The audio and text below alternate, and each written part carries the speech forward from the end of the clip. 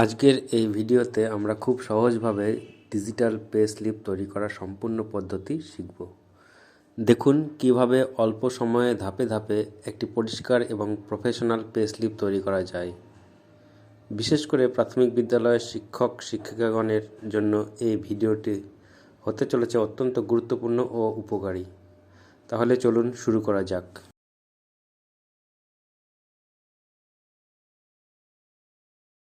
প্রথমে Google open করুন, এরপর AIonline.in.net সার্চ করুন।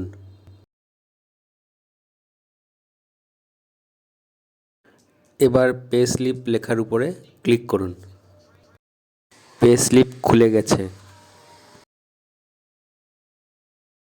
এখন ভিডিওতে দেখতে পাচ্ছেন আমি প্রয়োজনীয় তথ্যগুলি এখানে চেঞ্জ করছি।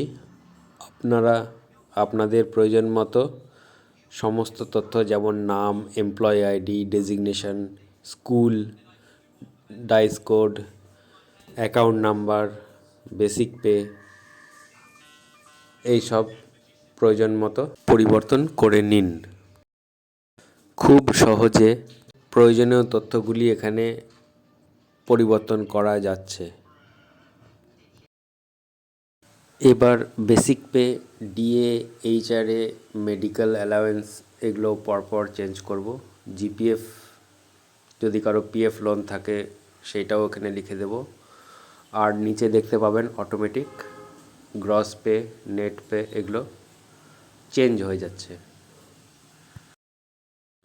এবার আপনার ব্যাংক অ্যাকাউন্ট সংক্রান্ত তথ্য যেমন ব্যাংকের নাম, অ্যাকাউন্ট নাম্বার এবং আইএফএস কোড চেঞ্জ করলেই আপনার পে স্লিপ একদম তৈরি হয়ে যাবে।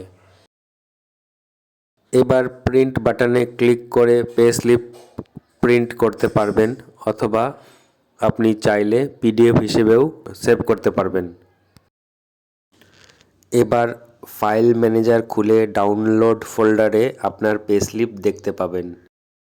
এই পিডিএফ পে স্লিপ আপনি প্রিন্ট বের করতে পারবেন অথবা অন্য কাউকে সেন্ড করতে পারবেন।